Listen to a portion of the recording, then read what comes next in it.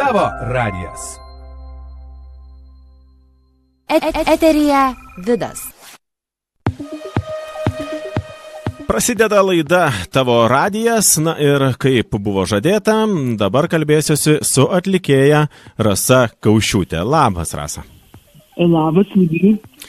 Smagu girdėti tave pirmą kartą čia beje radio stotyje, tavo balsas, anksčiau aišku, kad esame radio eteryje bendravę ir dabar norėčiau visų pirma paklausti, tiesiog pristatyti tavo balso klausytojams.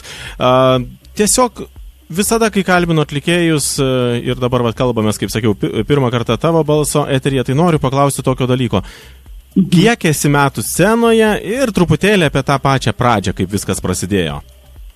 Tai dabar aš ir galvojau iš tikrųjų apie tą, kiek aš metų scenoje, mes buvom tarp kitko susitikę vasarą kitą dainininkę Astą Pilipaitę ir jis sakė, kad berods kitais metais jos kažkoks, dabar neatsimenu tiksliai, koks jubiliejus scenoje, o mano aš paskaičiavau, kad kitais metais bus 20 metų scenoje.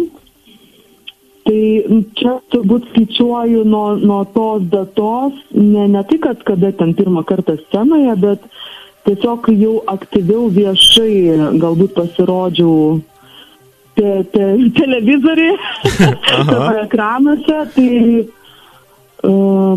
aš kažkodėl skaičiuoju prieš 20 metų, man atrodo, kai buvo. Dabar galvoju, kodėl aš taip tėlai skaičiuoju. Žodžiu, gal netgi ir daugiau negu 20 metų. Žinai, 20 metų yra ką paskaičiuoti, kaip ten prisiminus tą visą pradžią, ar ne? Vis tiek tai buvo seniai. Ir, o kaip viskas nuo ko prasidėjo ir kaip pajutai, kad apskritai, kad reikia dainuoti?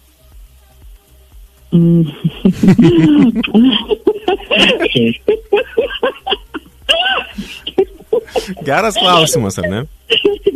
Ne, aš tiesiog prasidėdamas kitos atlikėjos interviu klausau, ar kad sakė nuo gimimo, tai nemanau, kad nuo gimimo.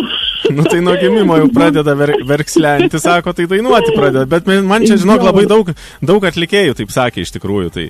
Jo, bet nemanau, kad ten nuo gimimo tu ten kažkokie yra tavo sąmoningi norai.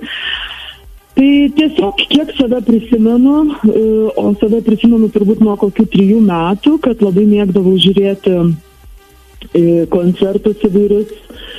Kažkur esu minėjusi, kad būdavo transliuojami Sanremo koncertai iš Italijos ir įspūdingos impozantiškos dainininkės su ilgomis suknelėmis ir visa šeima žiūrėdavom ir aš labai žavėdavausi ir irgi tais tokiais balsais dramatiškais ir norėdavau būti jų vietoje.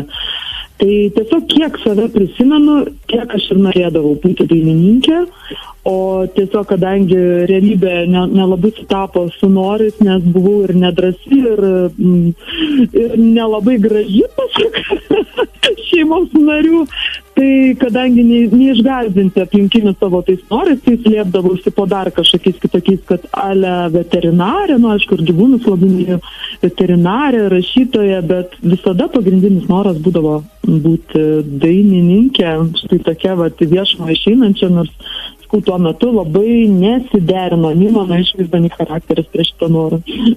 Bet tai reiškia buvo lemta, nes vis tiek, esi dainininkė 20 metų, tai jau daug. Daugiau jau čia negu 20 metų, aš man atrodo apsiskaičiavau. Skaičiavom čia kažkaip ir.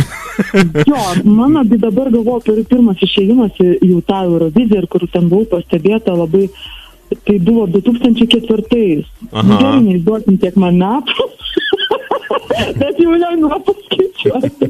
Žodžiu, taip, nuklydom dabar nuo temų. O, tai norėčiau apie tą Euroviziją truputėlį, kaip ten kas buvo. Gerai. Apie pirmąją Euroviziją, ar ne? Taip. Tai tiesiog, jeigu taip trumpai apibendrinus, tai mano tas kelias į muzikinį pasaulį visada būdavo toks sunkus ir tikrai ne aukso dulkiam klotas, greičiau akmenim ir dulkiam grįstas. Tai ir ta Eurovizija buvo, kad aš jau rašiausi 2003, bet kažkaip ten nespėjom kūrinio pateikti, kažkaip ten buvo labai sudėtinga ir aš labai nervavausi.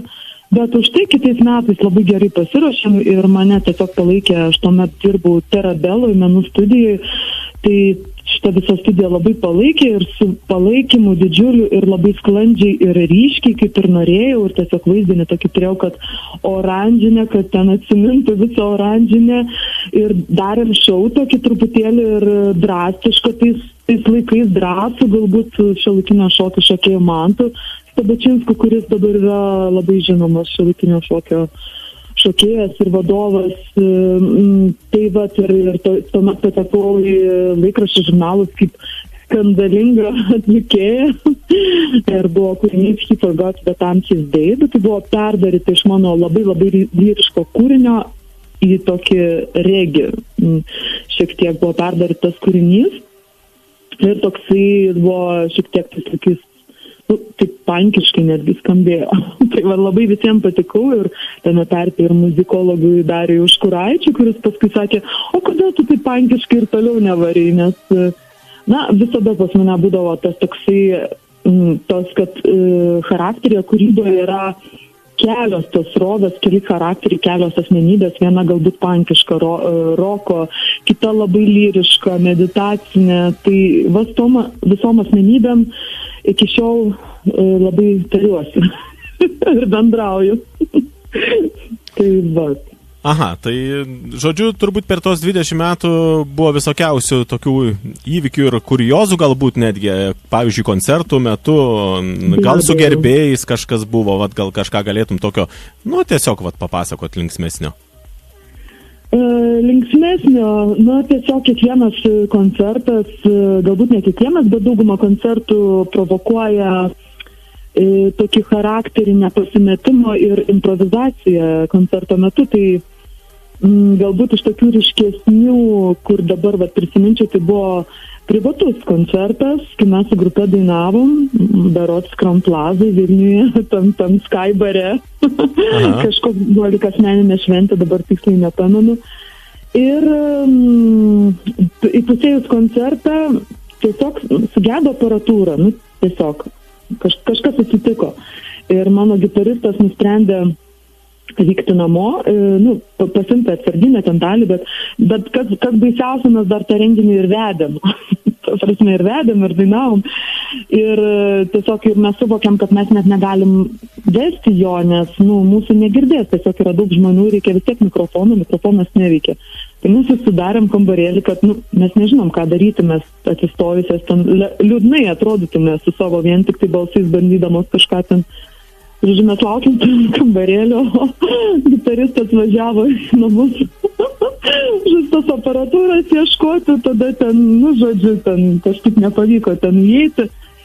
Oi, ir, čia galbūt ne prie linksmiausių, tai žodžiu, šiek tiek nuėmė ir atlyginimą, žodžiu, šiek tiek padidė. Ir paskui, bet linksmoji dalis yra tame, kad mes to rakto labai ieškojom, nuo namų, jisai dar raktą neturėjo, nuo namų tikiuosi, kad tėtis. Čia jau man darosi linksma, iš tikrųjų, atrodo, kad čia kažkaip... Tėtis jį eiliais, o tėtis, kuršnebylys, tai negirdėjo. Žodžiu, po viso šito kuriozą, kur mes labai gerai pradėjom, mes pradėjom linksminti žmonės, nes tiesiog tą aparatūrą, būna, sugedo ten kažkas. Žodžiu, po viso to, tokio nesėkmingo, kai mūsų ieškojo kambarys, mes kaip pasislėpė. Žodžiu, ir galų gale aš jau aunasi batus, žiema buvo, važiuoti namo ir aš jaučiu, kad kažkas durė bate. Ir, žodžiu, tas raktas buvo įkritęs į mano batą.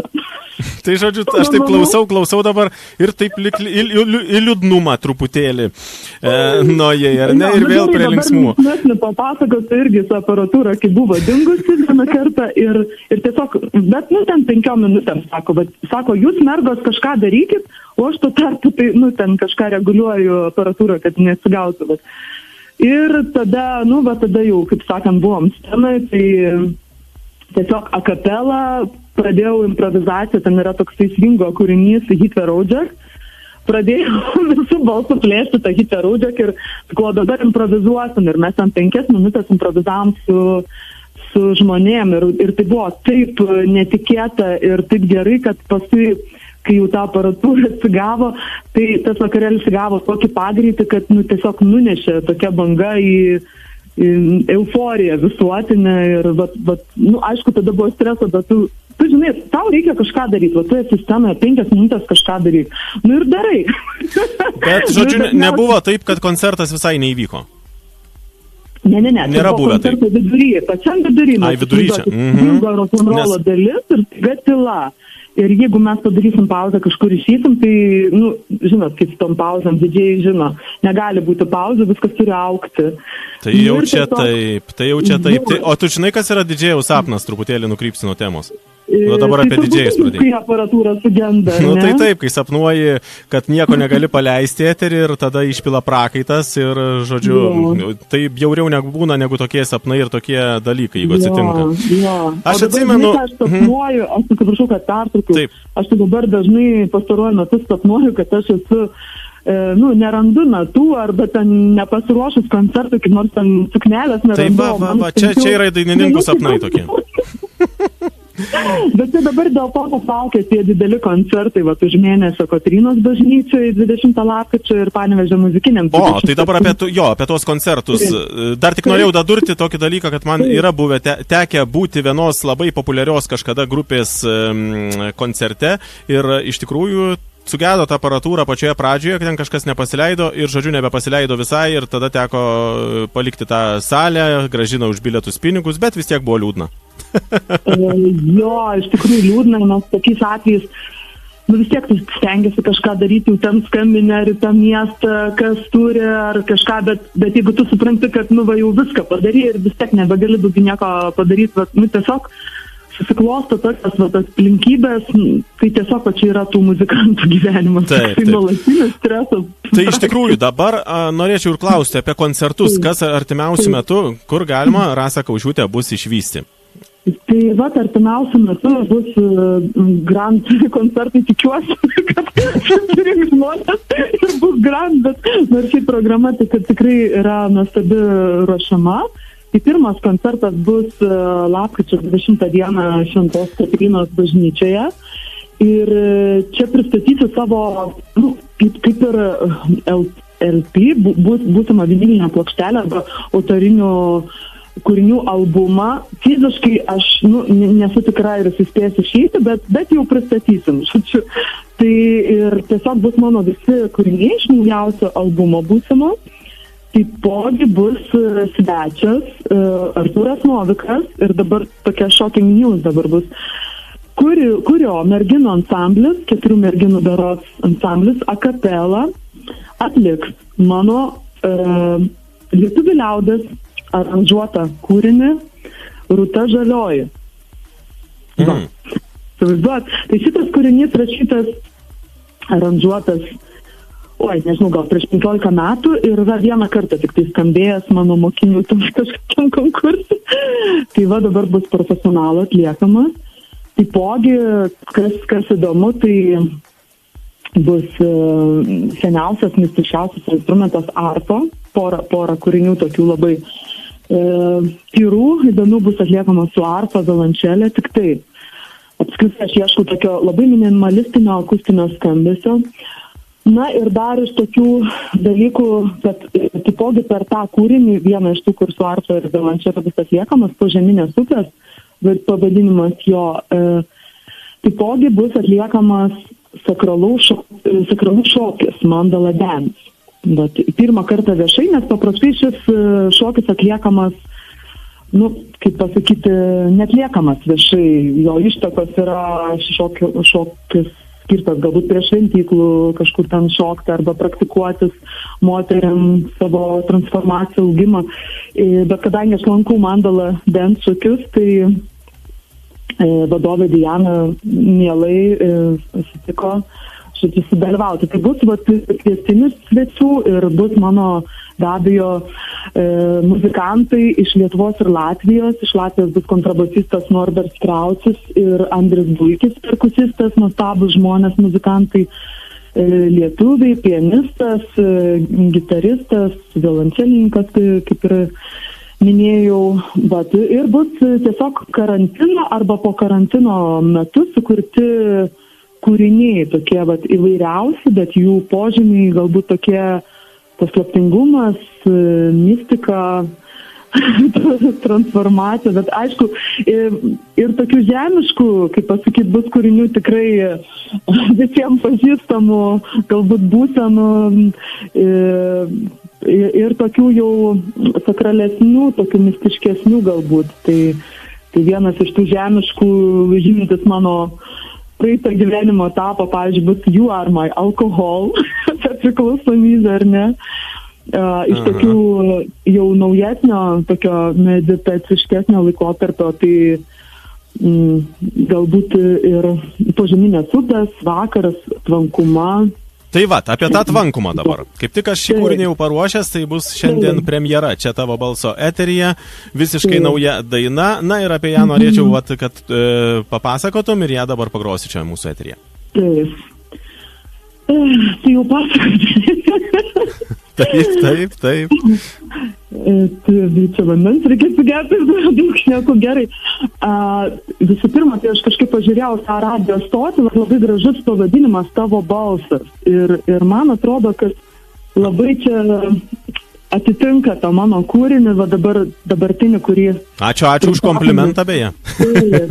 Labai atitinka tą kūrinį tvankuma, nes čia per tą kūrinį ir išsilieja tas balsas kaip sielos, toksai sielos išraiška, toks vidinis šauksmas, nes, labai sakau, įdomi istorija šio kūrinio atsiradimo, nes, kaip ir minėjau, pranešimas spaudos, kad vieną karštą tvankę vasaros dieną, iš tikrųjų, kai jau tikrai kaupėsi tie debesis ir artinosi audra,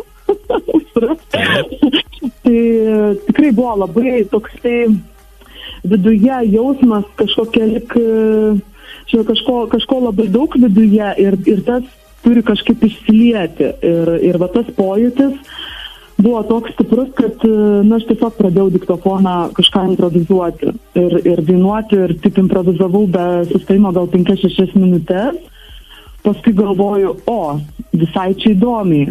Bet kita vertus galvoju, gal nesąmonė kažkokia. Ir paskui parodžiau gitaristui, sakau, aš nežinau, kažkas čia liktai įdomaus, bet nežinau, ar čia skirta kaip čia žmonėm klausyti.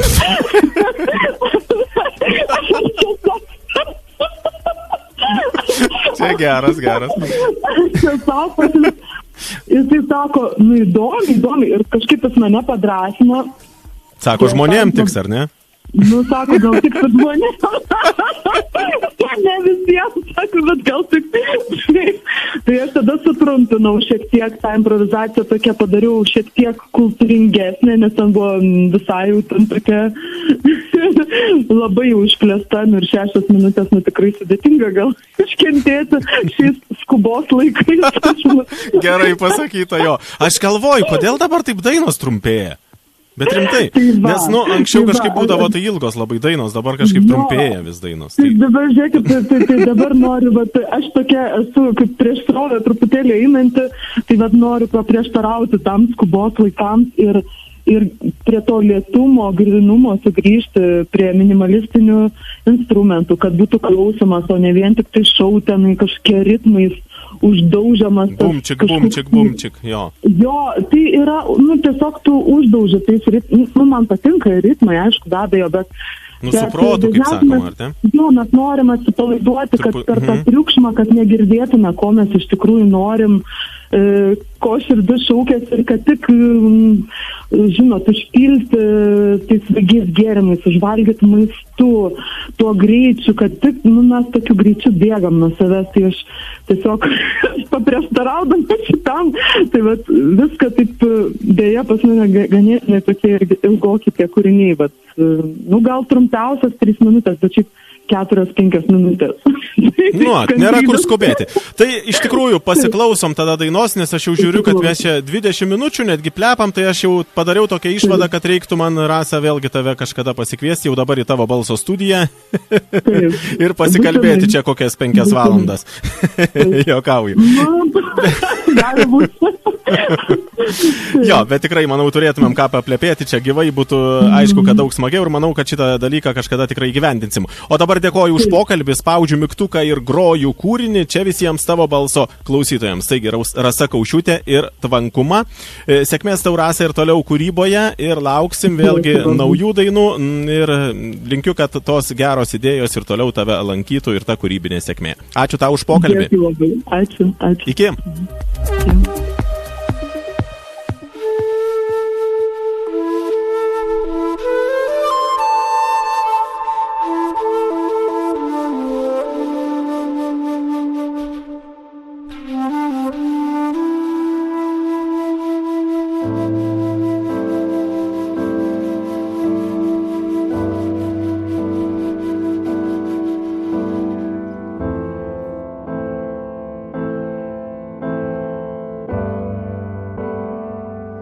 Tokia gili, lipni tvankuma,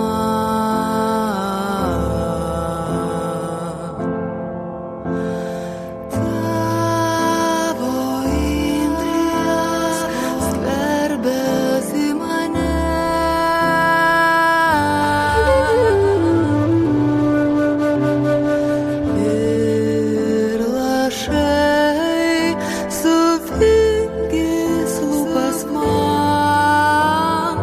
Debesis prapliups dangos aistra.